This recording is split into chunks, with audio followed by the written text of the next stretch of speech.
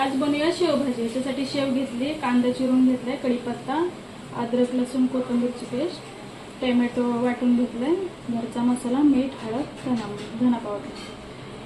आपण काळजी टाकूया,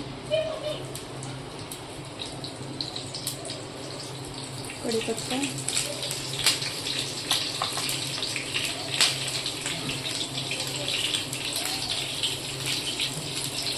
अद्रक लसूणची पेस्ट, कोथिंबीर पण याच्यातच वाटली।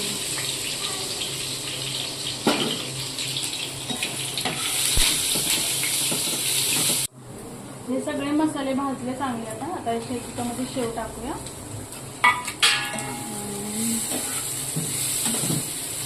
थोडंसं पाणी टाकू। 5 मिनिटं कमी गॅसवर शिजवूया।